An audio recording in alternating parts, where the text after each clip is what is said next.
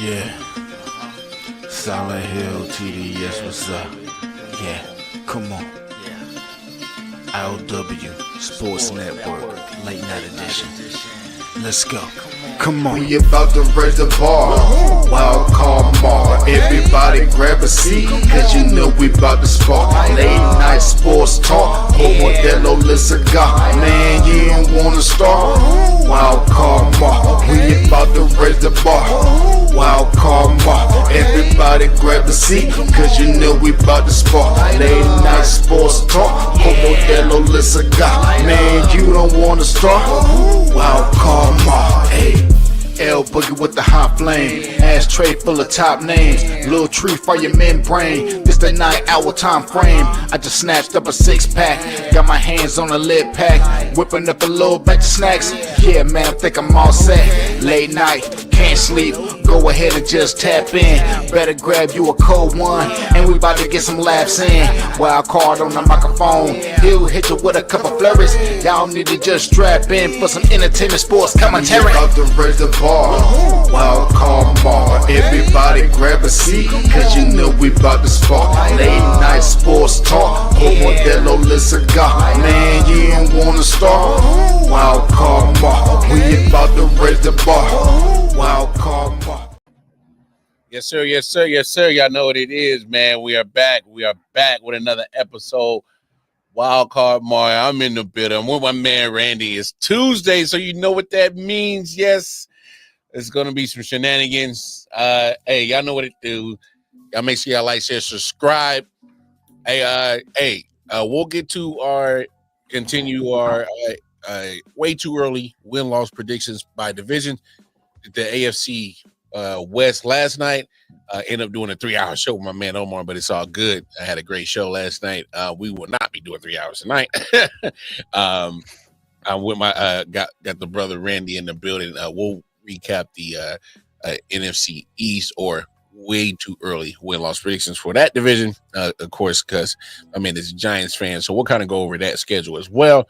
But first, as you know, my man Randy is a Knicks fan, and if you just saw what happened, my man is not too happy. So I'm going to get the hell out the way, and I'm just going to let my man just unload the loaded clips that he has ready. And hey, floor is yours, bro. I'm just going to get the hell out the way. All right. All right. So first of all, let me get my Sarah McLachlan on. If anybody has knees, bone marrow, any extra femurs, anything that they can donate for one Karl Anthony Towns, it would be much appreciated. Wow. You would be doing holy work, and I thank you. This for all of my cult of Brunsonians. This would be your monthly tithe. So please move forward and give graciously. This is crazy, bro. Now, Crazy, so yeah, no, what the fuck was this game? This was crazy. So many problems for anyone who hasn't seen yet. Pacers won. Now it's 3-1. I was planning on coming up here. I was planning on coming up here after the last game and celebrating and popping off with my brother and being like, hell yeah, absolutely. Karl Anthony Towns cannot be stopped. Well, apparently you can stop him if you run directly into his knee with your knee. So that's how apparently he gets stopped. Yeah. Yeah, I mean, so basically the rundown of the game from the Knicks' perspective is transition defense was terrible. Pacers got a lot of buckets just by outpacing us in transition. A lot of unnecessary turnovers from the Knicks that were a big problem in their own right. Brunson had a really good game. I mean, despite people chanting flopper at him, which is really ironic. Like, maybe stop fouling him then. Slightly ironic, right? Yeah, ironic, especially considering how much flopping the Pacers do. But, you know, so their turnovers were a problem. Transition defense was a problem.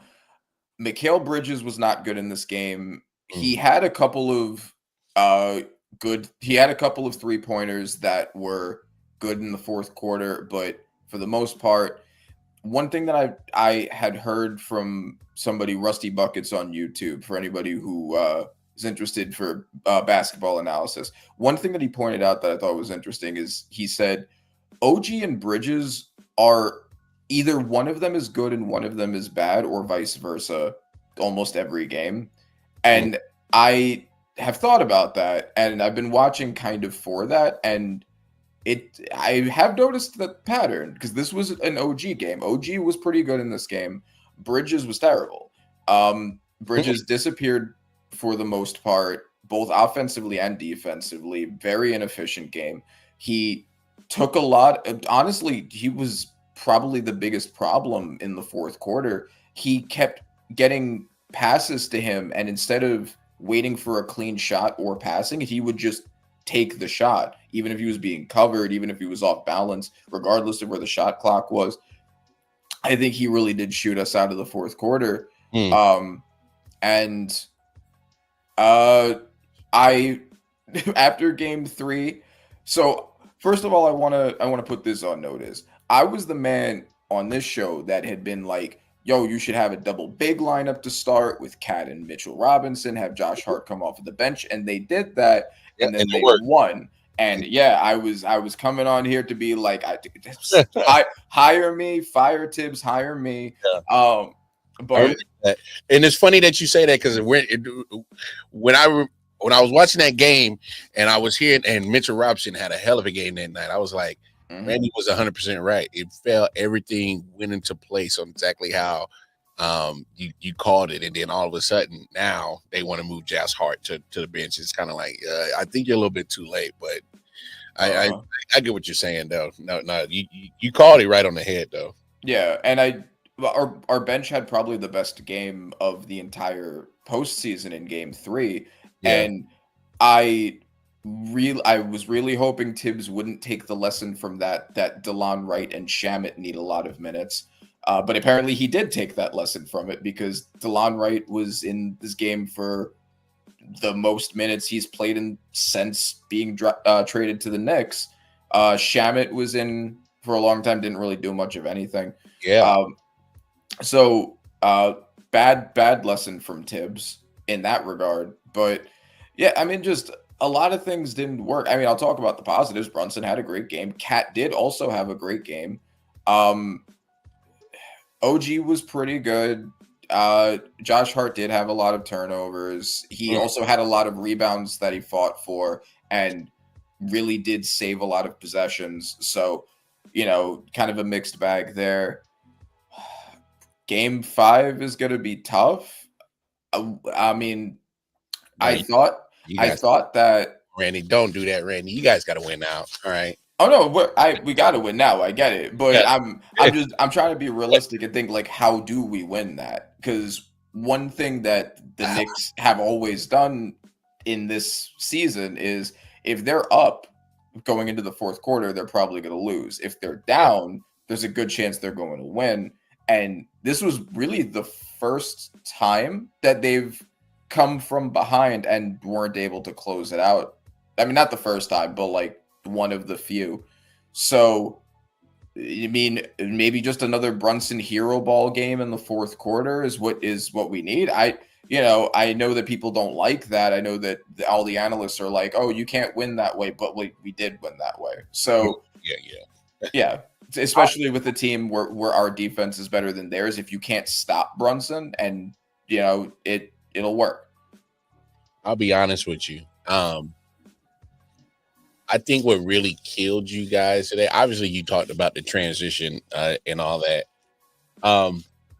When you came up with that idea of putting the big guys on the floor with Cat and Mitchell Robinson, I thought that was the best way to combat how the Pacers are. And the reason why I say that is because slow it down. I mean, if you really saw this game was really, I hate to say it, I thought it was over in first quarter. And here's why I say this, is because if Indiana really kind of clean up some of their shot selection between like middle of the third, going into early fourth, if they clean up some of their shot selection, this is a blowout by at least like 30, 40 points. Because the fact of the matter is, they put up 43 in their first quarter at a crazy, insane pace. They are not good as a run some type of offense on like if half court. If you slow them down and make them like get set, like they are not a good offensive team doing that shit. All right, they like to run. That's the Pacers. I mean, literally, they're dying by their namesake. They are trying to set the pace. And what killed the Knicks tonight is the first quarter. The moment that the Pacers started running, I was like, "Oh shit, they about to turn this bitch into a track meet. That's not good." Yeah, and you're right. That is exactly how they won. They would get the ball, they would outpace the Knicks, and then they would just score in transition. And yeah, I mean that was the big thing about bringing Mitch onto the floor is the way the Pacers win is by trading baskets. Yeah. Because they will go back and forth. They're not going to get a lot of stops, but they will get a lot of scores. So what you have to do to match them is don't play the game of trading baskets, but get the stops. And Mitch is the best one on our team at doing that. And he's a great rebounder. So even if you come up short on the offensive side, he can get you those second chance opportunities. He can also just go ahead and potentially turn a lot of those Pacers possessions into one and dones. Because, like I said, there was a point in time in that game where I thought they was just bullshitting with you guys about that third quarter halfway through, because they came out hot in the third quarter and tried to shut the door on you guys quick, and I thought they was fucking around. And then you guys started to go on a run and started to close that gap. But I think when you in that situation, you can just go ahead if Mitchell Robinson can help clean up that glass on both ends, whether it's offensive, defensively, and help slow it down, take the air out the ball. You guys got to muck it up. Knicks got to muck it up. You can't let these dudes get it. Sometimes, even if you get a little bit physical, by all means. We seen how the refs are really reffing these playoffs, and they're kind of letting them get physical. So I would say get as physical as you can, and as long as they let you, and just slow it down. Yeah, I mean they let the teams get physical, but they obviously do. They do have their favorites, and I'm not gonna make this whole thing about the refs. The refs aren't the reason why the Knicks lost, but there were some BS calls. There were some. And I'm glad that, and even if you weren't going to bring it up, I was, because I thought there were some calls, whether both ways. I'm just saying for me, because I don't have a dog in this fight. I just thought that the refs were just inconsistent. Very inconsistent. And even the announcers, Reggie Miller of all commentators, even multiple times pointed out, there was one point in the third quarter where OG had been hard fouled. They didn't call it. And then they called a foul on OG immediately after. And even, I think it was Reggie Miller who had said, that wasn't a foul on OG. And then Josh Hart fell just because he tripped into a guy, because they had both were grabbing each other and fell down together, and they called it as a foul on Hart. There were some calls that Benedict was getting. I'm like, yo, this guy is falling to the ground. And Hart didn't touch him. There were some couple ticky-tack little things I didn't understand. I think Josh Hart got slapped in the face on his last foul that got him fouled out. Yeah. I didn't understand that. I mean, how did you miss that, dude? Josh Hart literally got smacked in the face. Yeah, for real. And then meanwhile, I think it was Nesmith was allowed to just jump on Brunson while he was down, step on him, and Brunson managed to get the ball away from himself. But if you watch I think it was the third quarter, Nesmith is just literally jumping on Brunson, no foul at all, right? It's if you want physical, I'm down for physical, but be consistent with it. Be consistent with it. Because I was noticing that trend tonight for sure. I was like, no matter if you were in control or just regardless, I think as long as you were aggressive going to the cup and just kind of make it look like you were throwing up for a shot, they were going to give you the call. That's what it kind of seemed like, whether both ways. And there's some of them that kind of just didn't make sense. I was like, these refs are just, I don't know what. It's weird. It was just a very, definitely a my opinion, very inconsistent refereed game tonight, and I don't. The refs did a shit job. Like the refs do. Like the refs are just the NBA refs are just bad at their jobs. There was one out of bounds that had like very obviously bounced off of Halliburton, but it was called as Pacers ball. Like Yeah. there's just crazy mistakes and crazy inconsistencies, and that's one of the big reasons why the ratings are bad for the NBA. It's not consistent. They blow the whistle way too much. Way too much. Oh my gosh, it's really starting to piss me off. What? These stupid ass challenges that are slowing the game down, and I'm like, the hell is going on? Like, I hate it for the NFL. I literally do. I hate challenges for the NFL because I understand the point of it and I understand the premise of it. What I'm saying is I hate the process of why is it taking so damn long and it's slowing down the pace of the game, and especially if you are on the offense or whatever, and you got momentum and you're trying to get in your groove and everything's gonna get slowed the hell down. I'm just like, oh, so now crap in basketball. I'm like, I'm like, what are we doing? Like everything's getting challenged, like.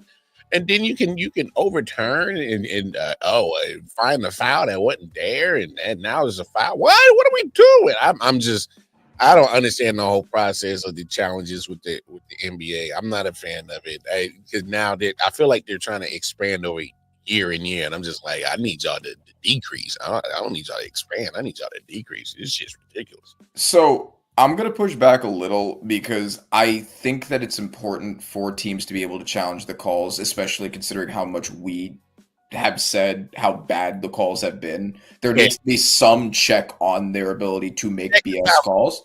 Fair. Yeah. You got me. But what I will say to that is I think the way you fix it isn't getting rid of the challenge. I think the way you fix it is making less rules, less things that need to be challenged. Allow hand checking, allow more physical play. Don't have if like every couple of possessions ends up with a foul, then you've already slowed down the game so much that people are already intolerant of the challenge. That's expanding it more, even though it's usually like at most 2 a game. But like it's because we've seen the game be stopped and started through every foul. Like once every couple of possessions up to that point. Yeah, that's where I'm at, Corey. Like I'm good. Just hurry the fuck up. Exactly, Corey. That's exactly what I think. That's the problem is how long they take with it. That I agree with you on. That's just kind of, I think that's just where I'm at with that. And it has nothing to do with the actual what you can challenge or like you said, if they want to minimize the rules, cool. And like I just feel like right now you can challenge every fucking thing, and it's kind of like you're really slowing it down. I'm like, come on, like let's go. Like especially if I'm the Pacers and you know that you want to play fast pace. Hey man, can y'all hurry this challenge shit up so we can get back to the game? Yeah. Like, come on. That's the thing. Like the challenge doesn't need to take as long as it does. You could just have it be reviewed once on each angle by the people in New York that watch it, right? Like they got 1 million cameras, Randy. Make that damn decision to come the fuck on. Let's go. Yeah, exactly. Just one view from each angle, make a decision, move on. Yeah. I think that would be the way to solve that. These motherfuckers got to look at this angle, that angle, camera 2,553 angles. Then they got to look at camera 899 angle. Then they got to look at the eye in the sky, and then they got to have write a whole monologue and dissertation on what the hell they saw. And I'm like, yo, hey man, what we doing, bro? Like, there also needs to be some sort of check on the referees, some sort of something for them that's on the line if they basically ruin or determine a game with bad calls. The fact that they can just get away with it is also a big problem. That there's no like they'll call whatever because it doesn't really matter for them. Yeah, right. Like if they review at the end of the game, how many times have even in this postseason have the refs come out and been like, "Yeah, our bad," and sorry, we decided the game with a bad call. Oh Lord, yeah. Like they came out and I think it was in game 2 with the missed goaltending on us, and they were like, "Yeah, our bad. We messed that up." It was like, okay, but like, what does that do for me? Yeah, it's like exactly. What does it do for me? It doesn't do anything. Nah, it does absolutely jack shit, and that's why I'm like kind of one of those things where, this is not just in basketball. Obviously, I think the worst is MLB with those umpires, how they get away with the worst, calls and. But NFL, all of them got bad calls in all the sport entities. What they should do is, since they put the players and the coaches in the spotlight after games, and hey man, y'all need to start having some referee press conferences. You need to start pressing these motherfuckers. Yep. Start pressing them. I'm just saying, put them on blast, because I'm the type of person where if you put me on blast, I'm willing to change because I feel embarrassed. Yeah. No, it's true. They put them on blast, make it clear. We should know who the refs are, right? Like the refs' names, almost nobody knows the names of the refs. If they make a fuck up, let the league be like, insert ref is the one that fucked it up. They have been penalized in insert way, because it's disadvantageous for the league themselves. Yeah. Right? Like they look bad when games get decided like this. They would probably get better ratings without all of this BS ref stuff that nobody's happy with. Cleaner games for sure. Yeah, quicker games, also not being stopped and started constantly. Yeah, definitely cleaner games. Because my thing is that if you make motherfuckers at that point, it's about your pride, your reputation, especially reputation. Hey, I would definitely be quick to change how my perception. Like, hey, all right, I got to do better as a referee. All right, cool.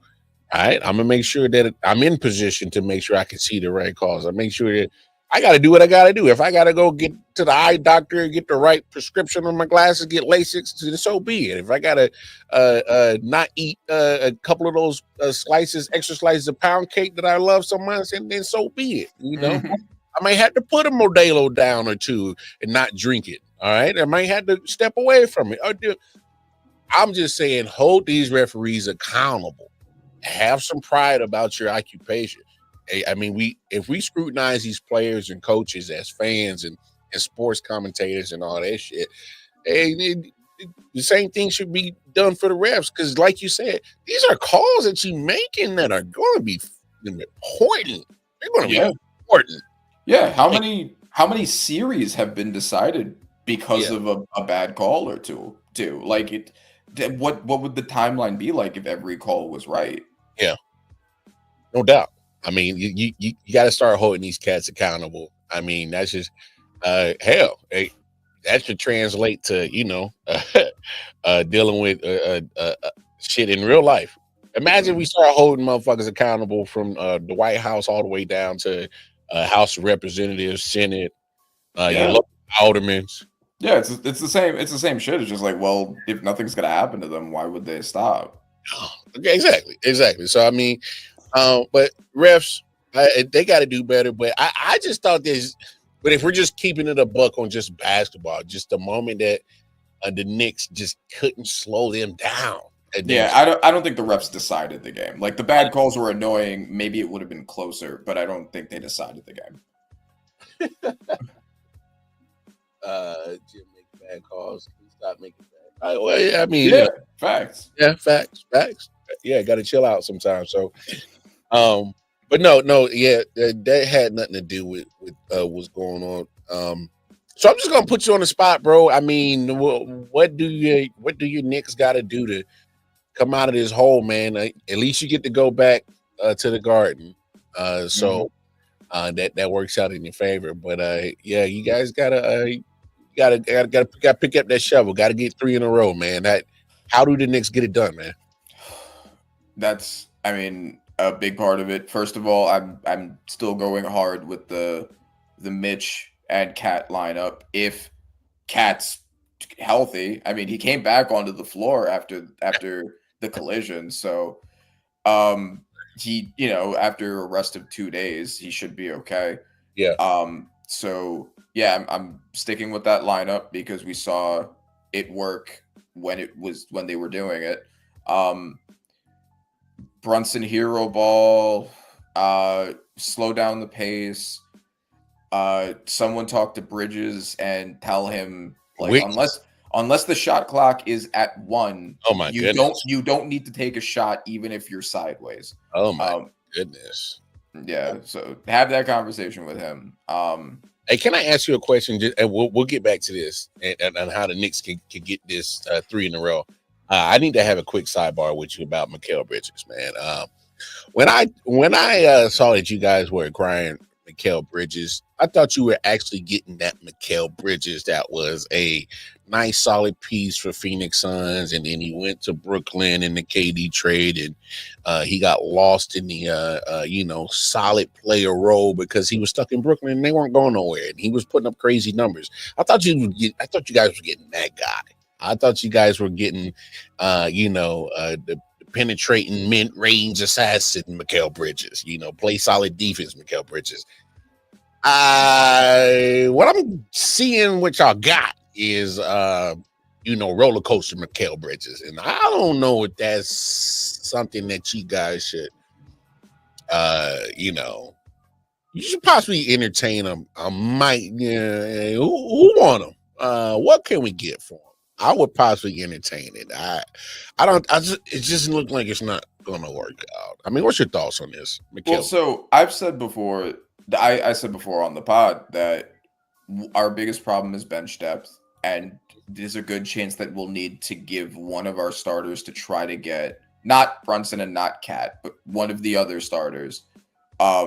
I don't want to give Josh Hart either. I also don't know how much he'd acquire, but so it would be either Bridges or OG, right? So keep OG. I think you keep OG. Yeah, I think so too. If I had to pick, I'm keeping OG, but those would be the two that you would talk about. Oh yeah, I would think so too. Yeah. Bridges, like you said, has been a roller coaster. He was really important in that Celtics series. He was really good in that Celtics series defensively, but I mean, I wouldn't. And the mid shot, the midi, like yeah. Okay, that's fair. Yeah, he was really good with that too. But he is inconsistent, and I don't know if the fact that he was a role player in the Suns and then was the main guy in the Nets who weren't doing anything made him look better. Sure. I think that the fact because more volume. Nothing. Yeah, no. To your point, when you're the man on a not shit team, like, all right, come on, all right, yeah, right, yeah, you're gonna get the higher volume because there aren't a lot of other people to take those shots, and also nobody's really looking at you anyway.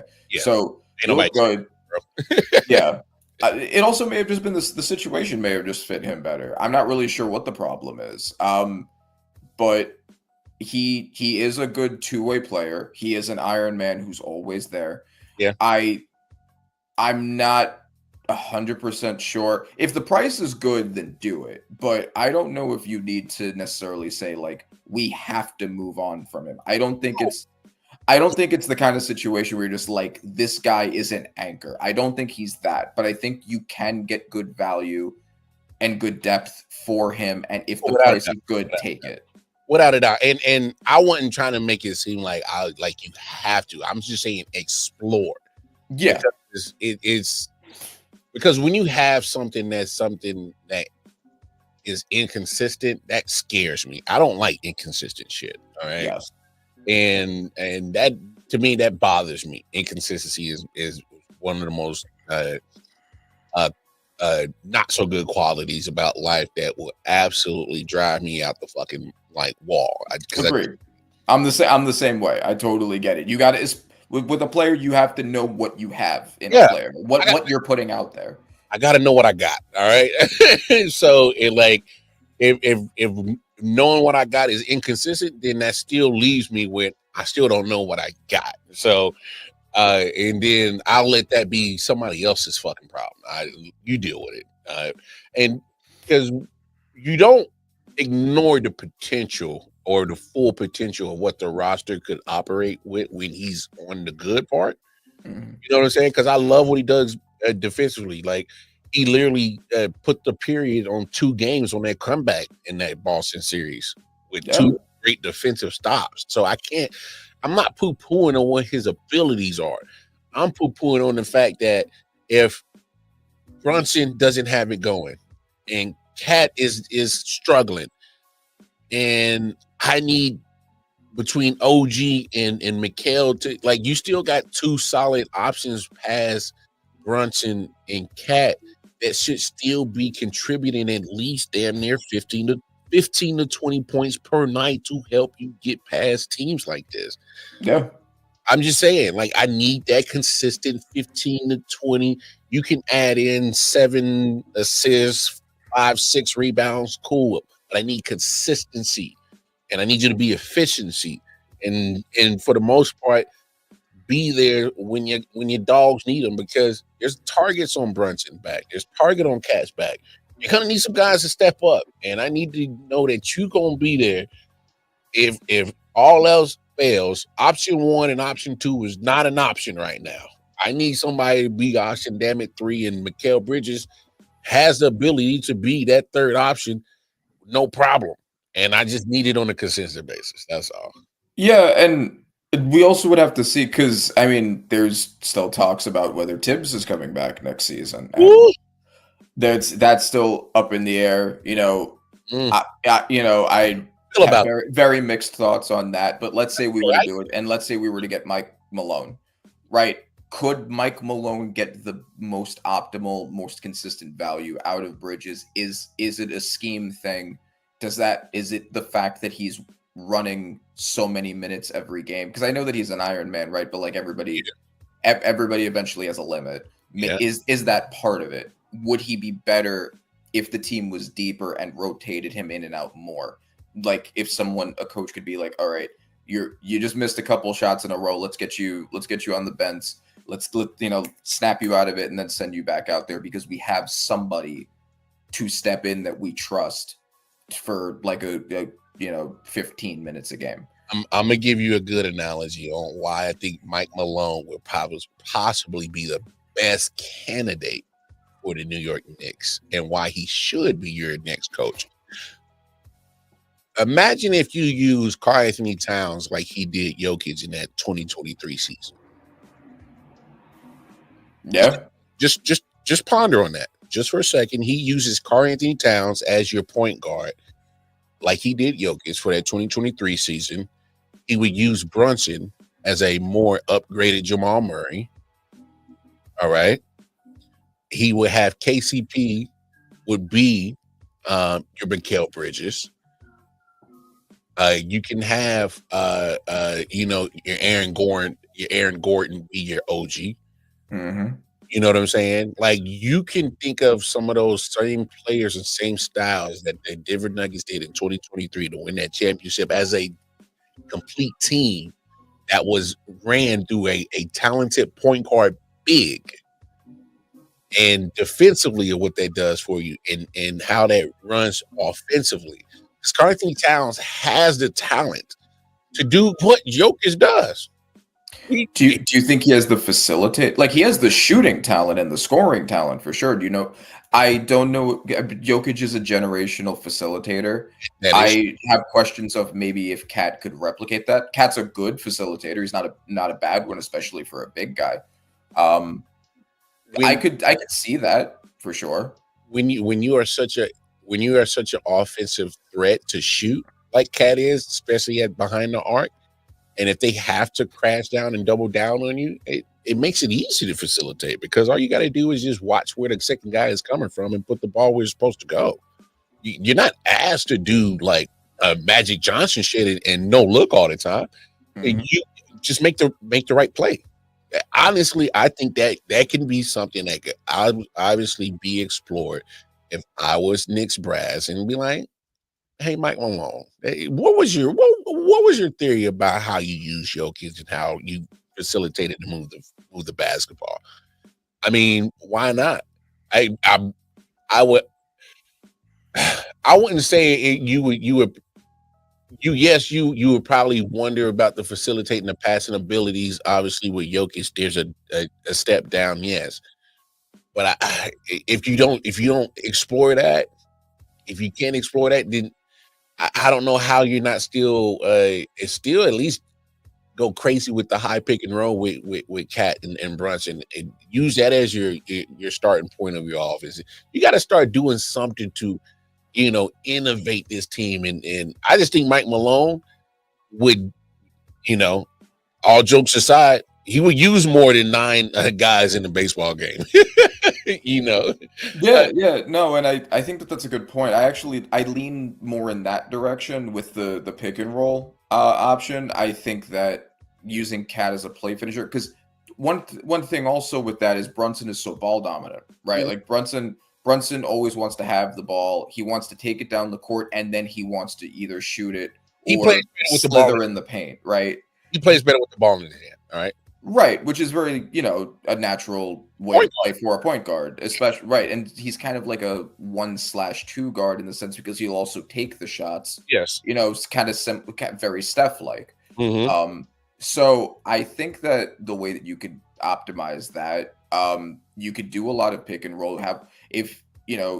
Cat has gotten more physical since being on the Knicks. If you can get him posting up guys, because he has the height, he has the size. If you have the shooting threat of Brunson, OG, and Bridges all on the perimeter, you have Hart as the glue, or you have Mitch as your offensive rebound guy to get those second chance points, and then you have Cat as your post up guy, right? Yeah. Like you could absolutely make that work, right? But yes, I do think they need to experiment, because one of the biggest problems with our offense right now is that it's very predictable. And a big part of that is the fact that the lineup rarely changes. And it's also the way Tibbs coaches. Like, his schemes are, exactly what every guy is going to do. That's why the Knicks cliche of Brunson hero ball is such a thing.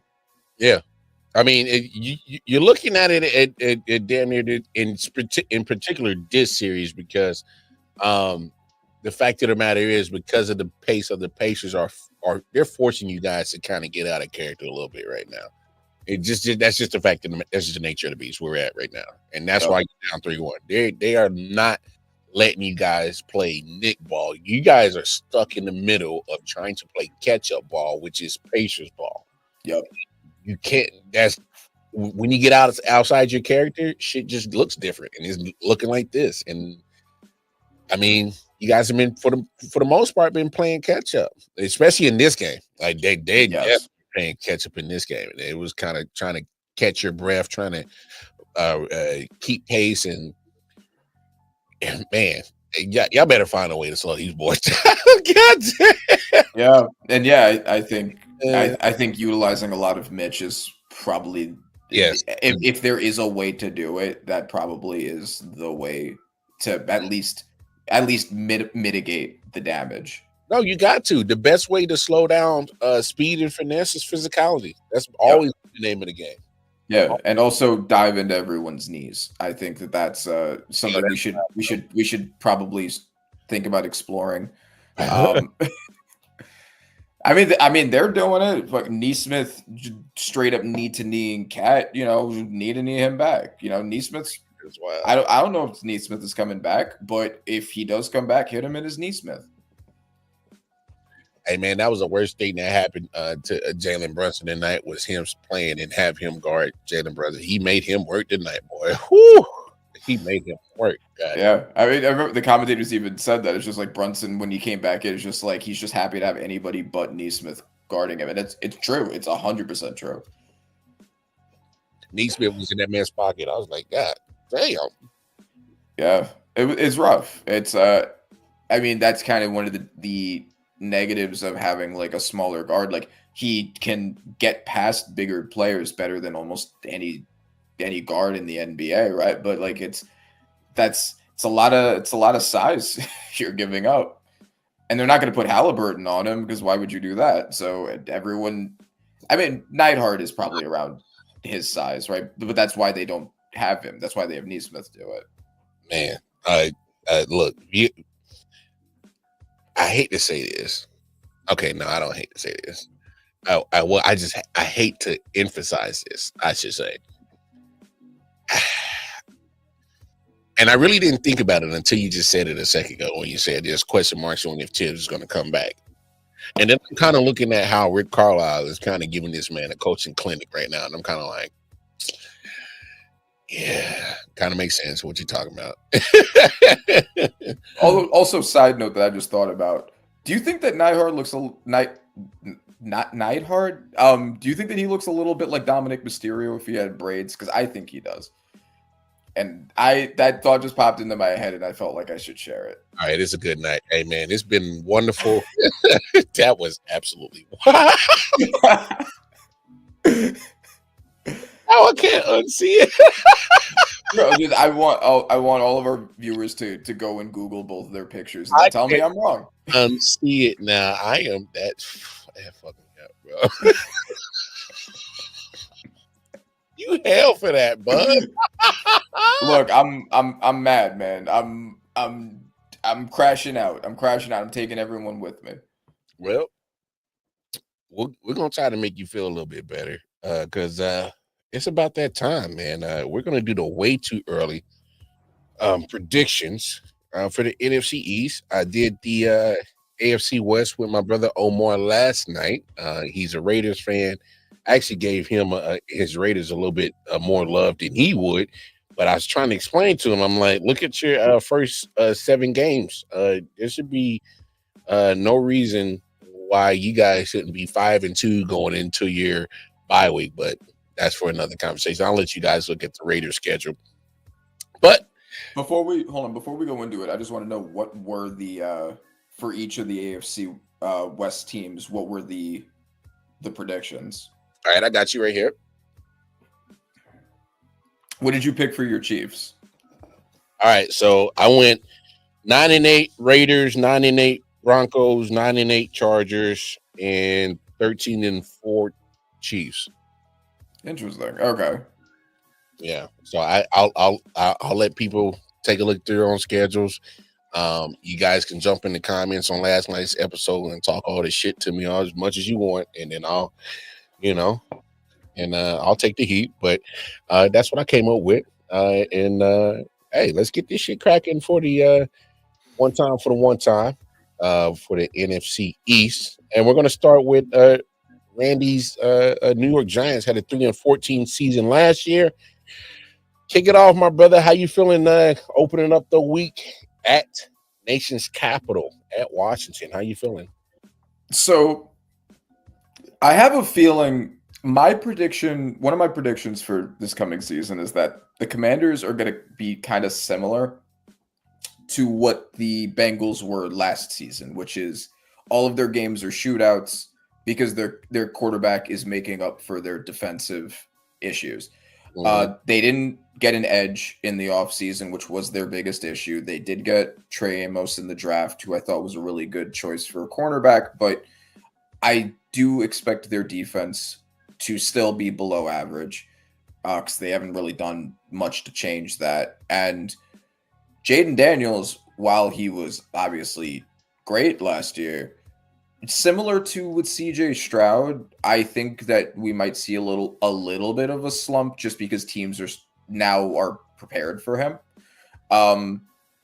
I do still have the Commanders winning this game just because the discrepancy at quarterback is still pretty massive.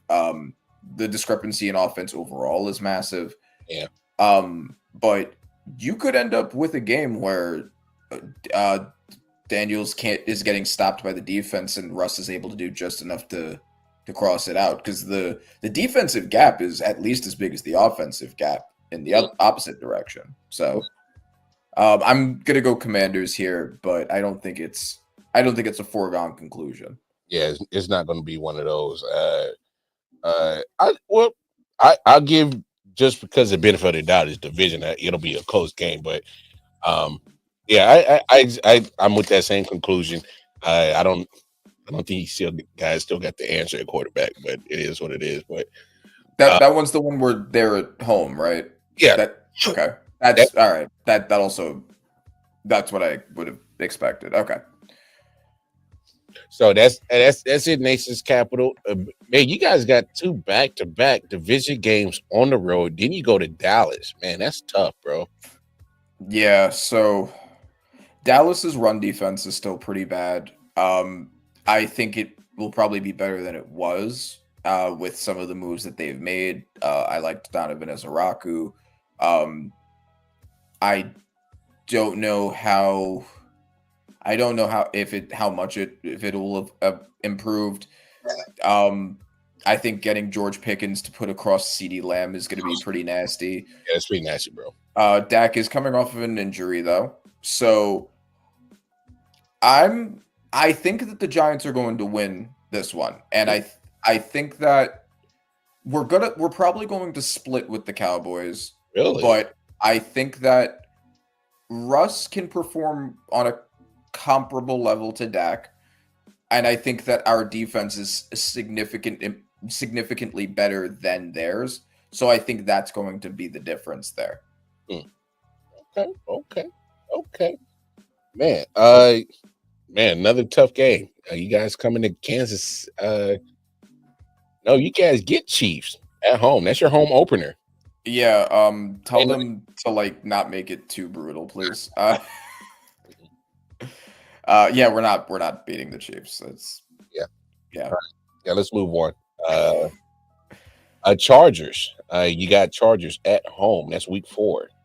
I don't think we're beating the Chargers either, and I actually think that, and I know that I've kind of been I've been a consistent buyer of the Chargers. I've been consistently getting scammed by the Chargers when I buy into them. I do think the Chargers are going to win more than 9 games, but I also think that they're going to win. They're more than good enough to beat the Giants. The quarterback play is much better. They had the best defense in the NFL last year, and it should still be at least up there this year. There's no reason it wouldn't be. Yeah, I mean, that's it. I don't think that the Chargers are going to win. I think Chargers are going to win, and I don't think it's going to be particularly close, unfortunately. Yeah, I hear that. No, and then I think you guys definitely get this game at the Saints. Yeah. I think the Saints will probably be the worst team in the NFL. That's my prediction. Damn. I think Tyler Shuck and Spencer Rattler are both going to be embarrassing, and the rest of the roster is just not good enough to make up for that gap. Unless Shuck is the next Brock Purdy, the next unexpected, really good winning quarterback. But even then, those quarterbacks had great systems. The Saints don't have a great system. They don't even have a particularly good system. So I think either the Saints or the Colts, probably the Saints are going to be the worst team in the NFL, and I think that we got that one. More division games. Philly. Shit. I don't want to pick the Eagles to beat us. I'd rather be delusional, but that they're gonna win. Unless Russ goes back to Seahawks Russ. I don't see happening. Yeah, that's it. Yeah, I mean, you guys got go to Denver. Jeez, Denver's toughest schedule in the NFL. So, I think the Broncos are also going to win. Sean Payton's coaching has been great. That O-line, that defense, Bo Nix has played well. Now they have more weapons. I think that's going to be another pretty clear loss. Damn. I don't want to pick the Eagles to sweep us. That's week 8. Oh my goodness. All right. Okay, hold on. Okay, so I'm just gonna skip past the Eagles because obviously I'm not. All right. Okay. Just to beat the Eagles, but week 9. Week 9's winnable. Week 9 is winnable. The 49ers are very heavily depleted.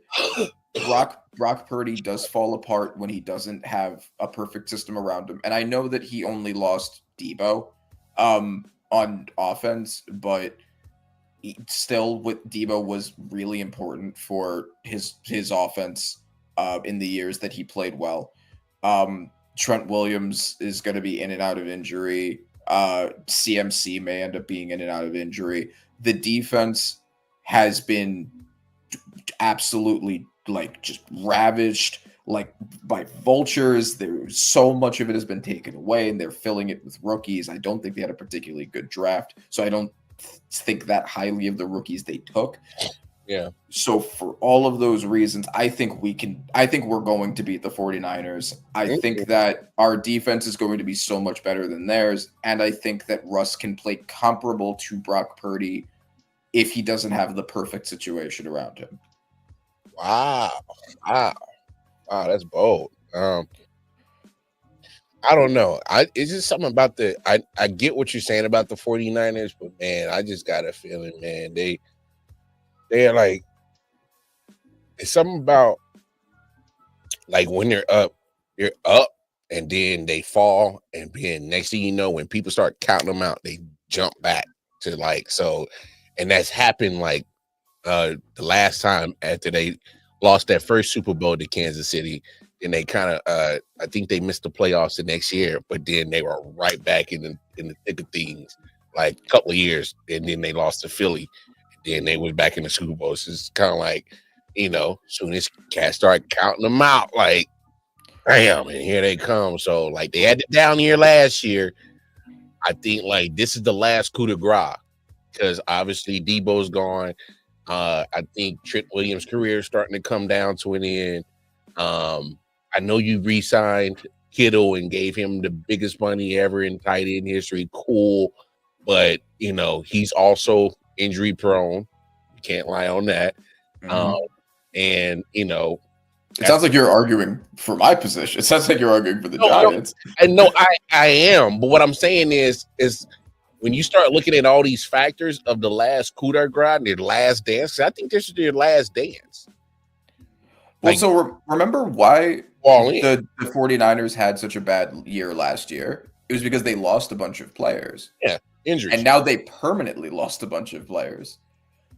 So, I mean, if Trent Williams and CMC and Kittle and I.O.W are all healthy and the rookies end up being Shanahan'd into quality starters, which is totally possible because they're being coached by Shanahan. Yeah. They could end up being a good team. I just think that considering they had a better roster and they still picked in the top 10 last year. And granted, that was, injuries and all of that was probably the biggest reason why. Especially because of the players that happened to be injured. But a lot of their best players, especially on defense, are gone now. Yeah. So, you know what? I can rock with you.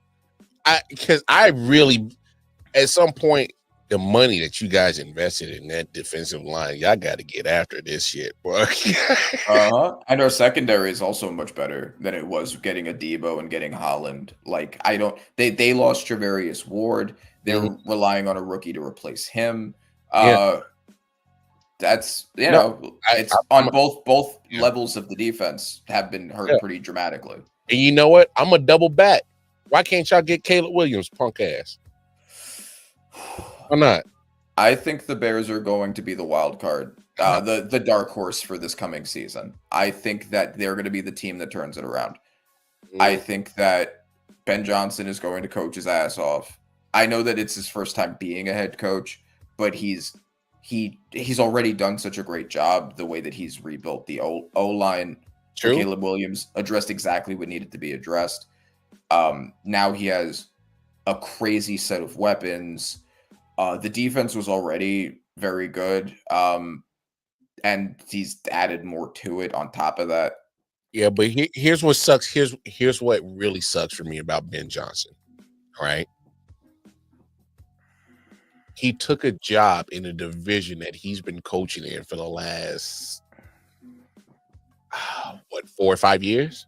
They know you, bro.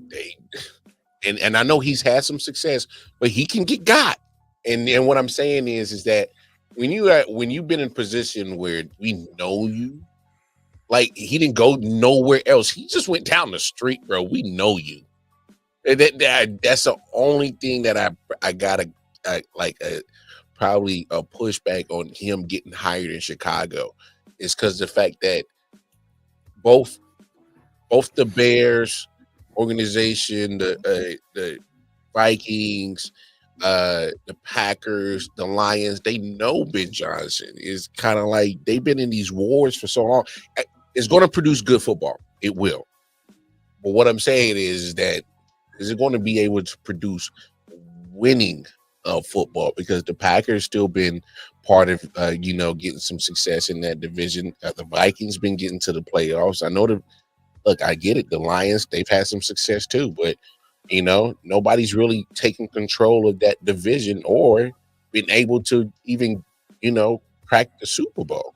So right, and for the past couple of years, it's been the Lions division. But as you're pointing out, like the teams around them have gradually also gotten better. So yeah, like it's not like the Lions are safe. They're not sitting on top of them like a throne, right? Like there are opportunities for that spot to be taken. yes, Especially now that Ben Johnson isn't going to be there. So and the defensive coordinator, the one that went to the Jets.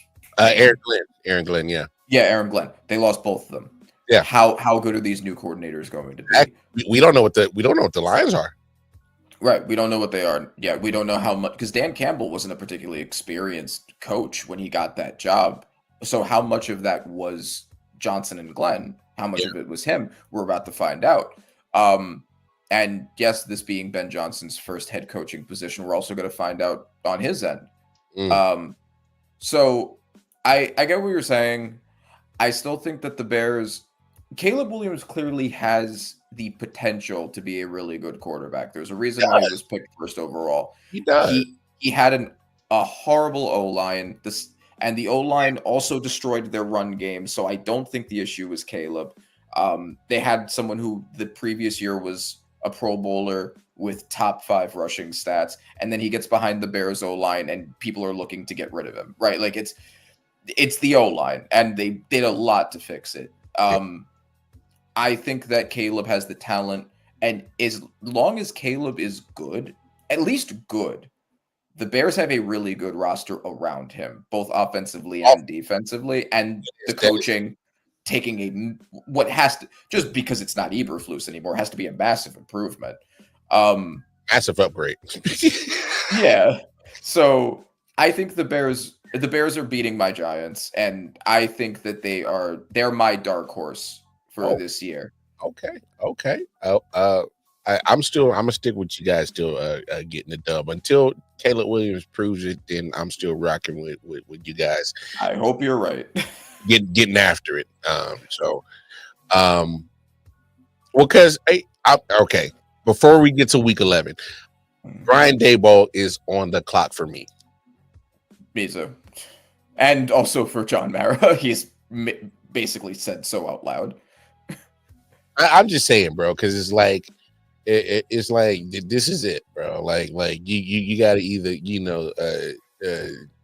get the job done, or we just gonna future endeavor this joint. Like what's good, like 100%. Yeah. So Packers, that's a tough one. Again, Jordan Love. It is a home game. Okay. I think this is winnable for the Giants. I think so too. And this is why. I think Jordan Love has been overrated. I think that I don't think he's a bad quarterback. I think he's better than Russ, is at least at this point. But he's a very inconsistent quarterback. The last time we played the Packers, we beat them with Tommy DeVito. Now, I know that was 2 years ago. So I know that we can't necessarily say both teams are clearly very different teams. But the Packers have a good but inconsistent quarterback. They have a solid defense. They don't have a very good wide receiver core. The person that they are expecting to be their wide receiver one is a rookie who was mostly taken on upside, not already proven production. Xavier McKinney is great. Josh Jacobs is great, and Jair Alexander can be great when he's there, which is another thing. They didn't even get another corner. So if Jair goes down, their secondary is just Xavier McKinney. Yeah. I think this roster has more holes than people see, and I think the reason why is because Matt LaFleur is a really good coach, and he has made the team look better than the roster should be. But I don't think that they're good enough to beat what I think will probably end up being one of the best defenses, if not the best in the NFL. And Russ basically just has to be competent with the defense that's working, as well as I think the Giants as well. So I think the Giants take the Packers. I think so too. I just think you guys are going to be a little bit more scrappier than what people are going to give you credit for, and you guys are going to be a defensive-led team until you figure out how you're going to, operate your offense, Yeah, or find your quarterback for sure. So, obviously Malik Neighbors is obviously, freaking nature what he is. Yes. And I love, oh my God. Incredible. My goodness. LSU and Ohio State are starting to become some of the premier colleges, just dropping out some of these wide receivers.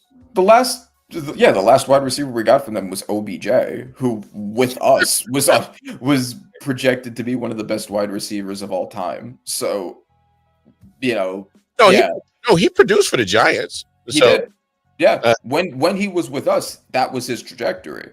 Yeah, he produced for the Giants. I mean, my goodness, it was what 3 or 4 consecutive thousand. Mm-hmm. Yeah, I can't remember. He put up crazy numbers, and then once he got that first ACL, that's when it kind of turned.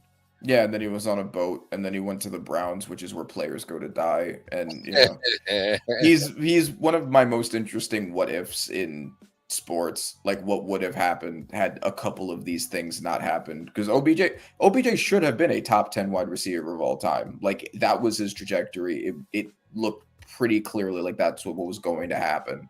His numbers were starting to go crazy. Yeah.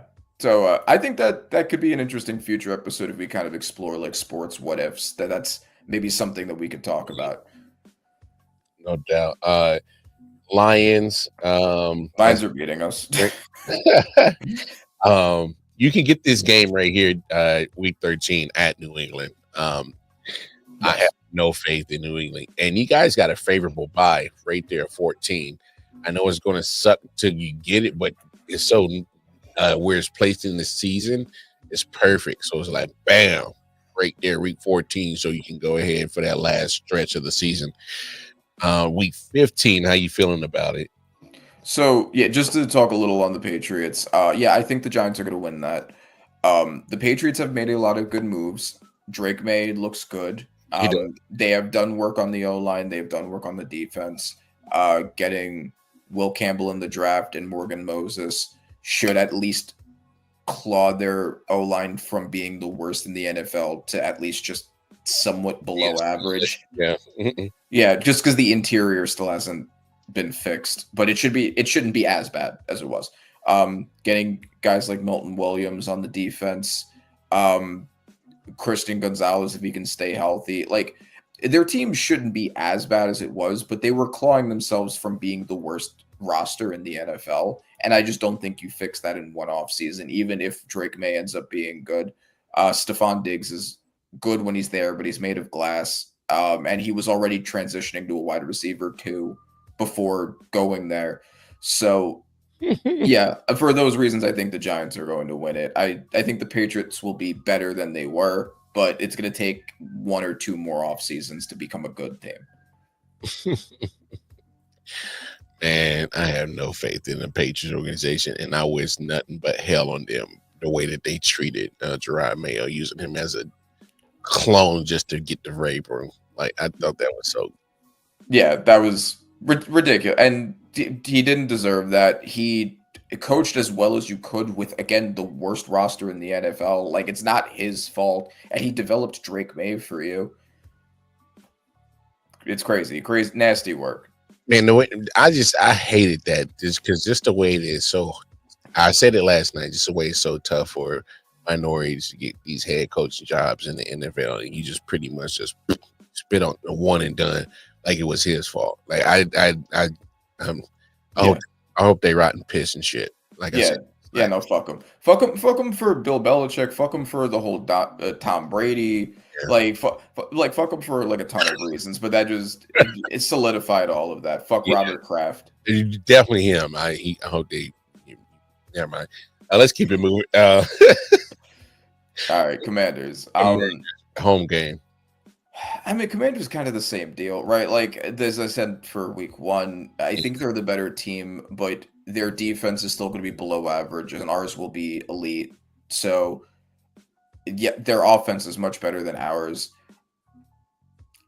If I had to bet on it, I would probably bet that the Commanders sweep. But I think we could win the home game. True. I don't think it would be crazy for us to win one of them. I think that the odds for me are for whether the Commanders sweep or not are very thin. And I think that we could pull one of those games, especially if Russ plays at least solid. No doubt. Or I mean, if we have Dart starting by this point, which I think we should, because I think we should at least have an idea of what we have with him. I know a lot of people are saying that, let Dart sit the entire season, and go into the next offseason not knowing if we have a quarterback. That's ridiculous. Mm-hmm. We can't go in with Arch Manning as a possibility or one of these other guys not knowing if Dart's any good or not. So he might be starting by then. We don't know. We don't know what he's going to look like if he does. But I think Commanders win, but I wouldn't be confident if I was a Commanders fan. Not fair. Fair enough.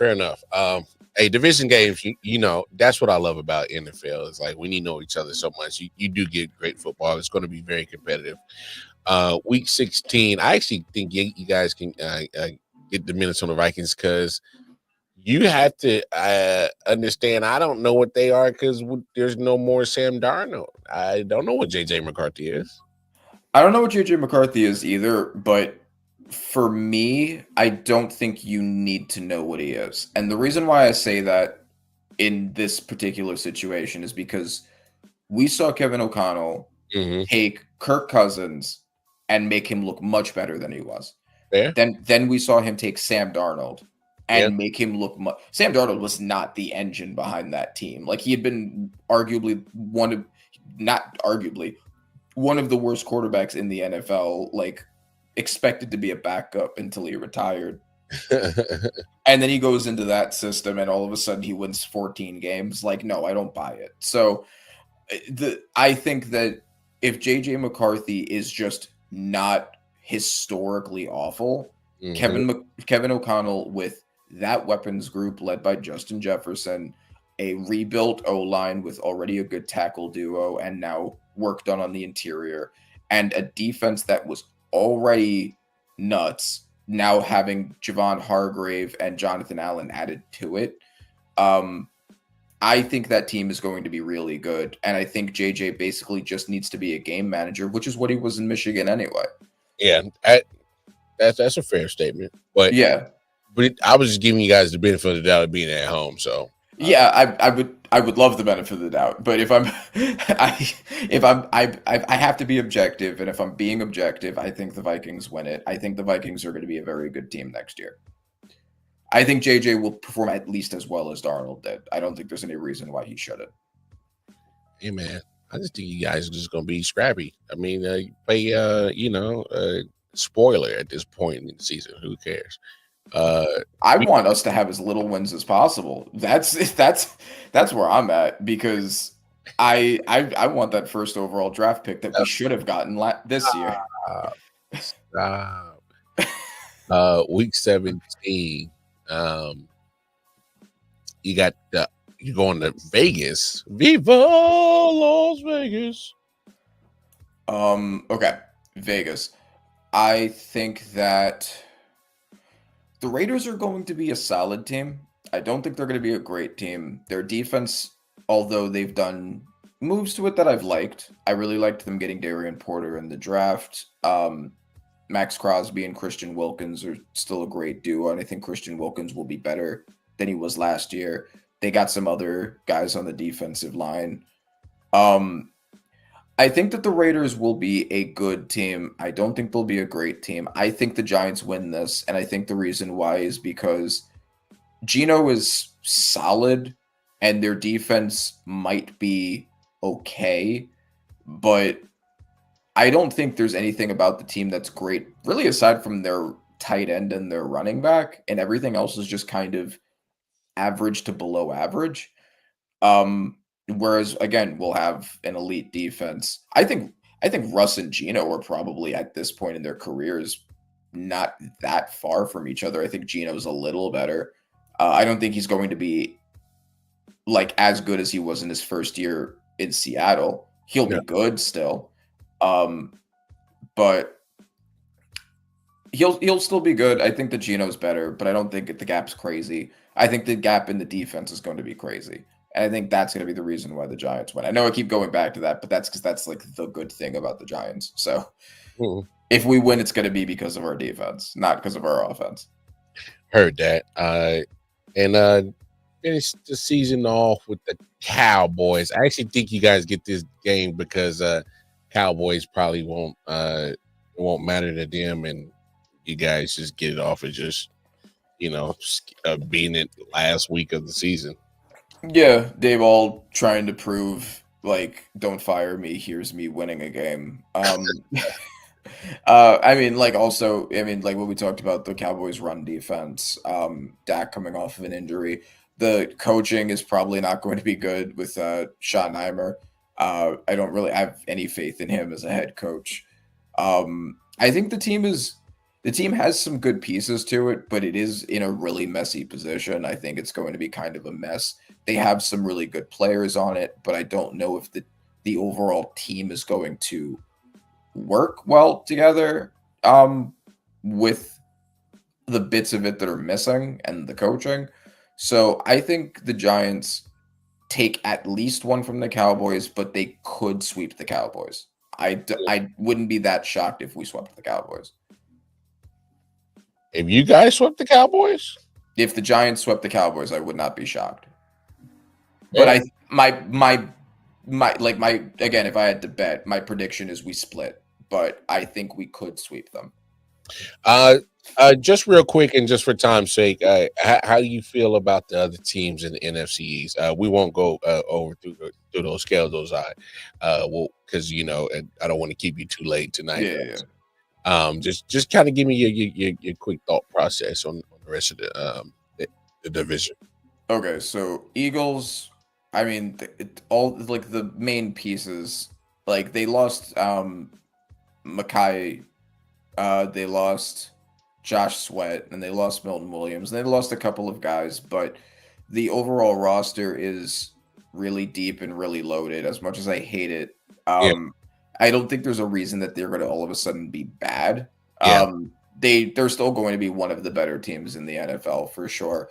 Are they going to be as dominant as they were last year? I don't know, but I think that they're at least a 12-win team, probably 13 or 14-win team. I don't love a lot of the rookies that they brought in, but I don't think that they're going to need to rely on them much anyway. They'll be able to give them time to develop. So yeah, I mean, I think the Eagles are still going to be one of the better teams in the NFL. Commanders, like I said before, they're my Bengals of next year, where it's going to be all offensive shootouts because the defense can't get stops. I don't think they're going to be as good as they were last year. I do think that was kind of fluky, but I do think they're still going to be good. I think I kind of have them around like an 8 or 9-ish win team, 10 as a ceiling, 7 as a floor range. Giants, I have a little bit below that. I think I picked them to have about 6, somewhere between 7 and 5 wins as a range. And Cowboys, I think, will probably be around them, but even worse. And Bobby, listen, bro, your boys are in Cancun right now. Your boys went overseas. They were outsourced, just like all the factories in Michigan. So all the auto parts This is wild. factories in Michigan. Those auto parts factories, they went overseas just like your boys. No. So I think you should chill. I think that's in your best interest. Oh, this is wild. Oh man. I love it. And yeah, the Cowboys are going to be bad. Damn. Like no faith. Well, I mean, it's Brian Schottenheimer. Okay, so what I will get, it is Brian Schottenheimer. I think he's going to be very predictable. Yeah, he's going to be very predictable. Yeah, Dak is a solid quarterback with a good team around him, but he's coming off an injury, and I don't think you can rely on him to be a great quarterback. Their run game still has significant questions. I'll get to Bobby after my analysis. They got a great wide receiver duo, and they got what I think is going to be a really good edge duo. They got great corners. They got pieces, right? But I don't know how much of a full team that they have. And I think that's the reason. I think they're going to be bad. I don't think they're going to be like dirt bad. Like, I'm not predicting them to like 3 wins or anything, but I think that my guess is about like 5 to 6 wins as a range. Oof. Hey, Brian Schottenheimer there's nothing innovative about him. That's all I'm saying. Take that as you may. But hey, man, I'm gonna get you out of here, big dog. Hey, I ain't forget. Hey, my brother passed a bar, bruh. Yeah, put that in your pipe, smoke it. Right. Yeah, Bobby. Yeah. Smoke that shit. Smoke that. Well, we gonna get up out of here. You know what it is. Holla at my man Panther on ass if you need some audio needs. Holla at my guy Randy right there on Instagram, IG. You heard me. Y'all know where to find me. I.O.W Sports Network. Tap in with it. Twitter, KC Wildcard Mar. And with that, another crazy Taco Tuesday with the man Randy Weber is in the books. And until next Tuesday, hey, peace and love. We out of here. Holla. Yeah. Silent Hill TDS, what's up? Yeah, come on. I.O.W Sports Network, late night edition. Let's go. Come on. We about to raise the bar. Wild card Mar. Everybody grab a seat, cause you know we about to spark. Late night sports talk. Modelo, let's go. Man, you don't wanna start. Wild card Mar.